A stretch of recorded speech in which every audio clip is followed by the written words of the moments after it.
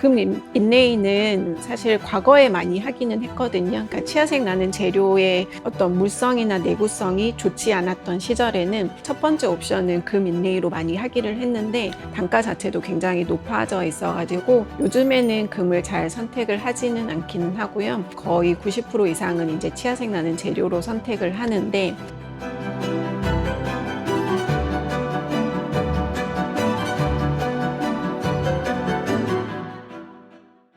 안녕하세요. 서울 클래식 치과 대표 원장 윤영경입니다. 오늘은 레진과 인레이에 대해서 알아보도록 하겠습니다.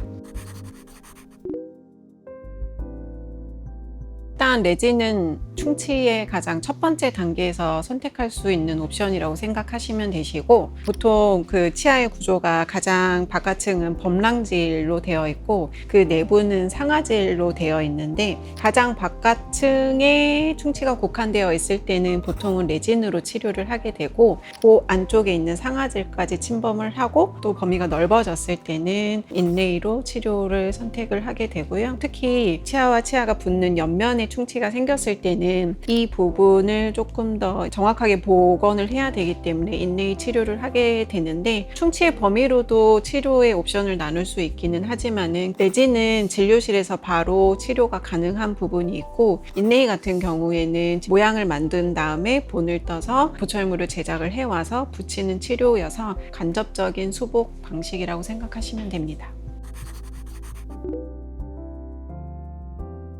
꼭 그렇지는 않고요. 같은 범위의 충치라고 하더라도 힘을 받는 면적에 따라서 조금 다를 수 있기는 하는데, 예를 들어서 이제 큰 어금니 같은 경우에는 교합압을 견뎌야 되기 때문에 조금 강도가 좋은 인레이를 선택을 하는 경우도 있고, 같은 범위라도 작은 어금니 같은 경우에는 상대적으로 힘을 덜 받기 때문에 그런 경우에는 범위가 넓어도 레진으로 치료를 할 수도 있습니다.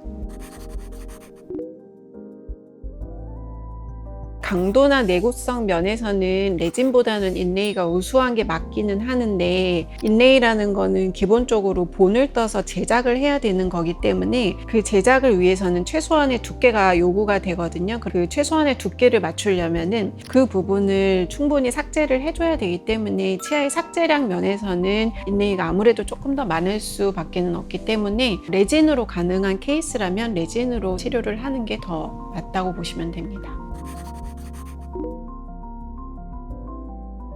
치아색 나는 재료와 치아색이 나지 않는 재료로 구분을 할 수가 있는데, 치아색이 나지 않는 재료로는 대표적인 게 금이라고 보시면 되고, 치아색이 나는 재료는 세라믹도 있고 지르도 있기는 하고, 세라믹과 레진을 합한 하이브리드 인레이라고도 있거든요. 일단은 치아색 나지 않는 재료로 설명을 드리면, 금 인레이는 사실 과거에 많이 하기는 했거든요. 그러니까 치아색 나는 재료의 어떤 물성이나 내구성이 좋지 않았던 시절에는 첫 번째 옵션은 금 인레이로 많이 하기를 했는데, 심미적인 면에서는 조금 떨어질 수밖에는 없고요. 물론 금이라서 강도가 좋기는 하는데, 이게 실제로 임상에서 해보면 금 인레이를 한 경우에 인레이 자체가 약간 쐐기처럼 작용을 해서 그 주변으로 치아에 크랙을 유발하는 경우가 상당히 많이 발생을 하게 되거든요. 단가 자체도 굉장히 높아져 있어가지고 요즘에는 금을 잘 선택을 하지는 않기는 하고요. 거의 90% 이상은 이제 치아색 나는 재료로 선택을 하는데, 지르코니아 같은 경우에는 그 인레이로 사용하기에는 장점이 거의 없다고 보시면 되고, 대부분은 이제 세라믹 인레이나 또는 레진과 섞은 하이브리드 인레이 둘 중에서 선택하는 편이기는 하고, 강도나 신미성 면에서 조금 차이는 있을 수 있기는 합니다만은 대부분은 그 두 가지 내에서 선택을 한다고 보시면 됩니다. 인레이는 비급여 항목이고요. 이제 레진 같은 경우에는 보험이 되는 경우가 있기는 하는데, 만 12세 이하의 소아의 경우에는 영구치에 충치가 있어서 치료를 하는 경우에는 레진은 보험 적용을 받을 수가 있고, 그 외의 경우에 있어서는 레진 역시 비급여 항목이긴 합니다. 기본적인 관리는 일반적인 구강 관리랑 똑같다고 보시면 되기는 하는데, 일단 환자분의 어떤 저작 습관이나 또는 생활 습관 또는 이제 식생활에 따라서 굉장히 수명이 달라질 수밖에는 없기는 하는데, 일단 너무 단단한 거, 딱딱한 거, 탕후루 이런 거 같은 거 드시면 금방 파절되고 탈락되거든요.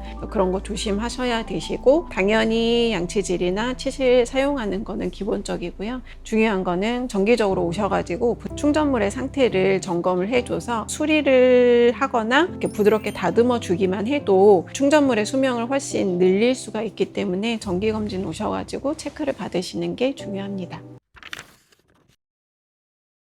오늘은 레진과 인레이에 대해서 알아보았고요. 지금까지 서울 클래식 치과 대표원장 윤연경이었습니다.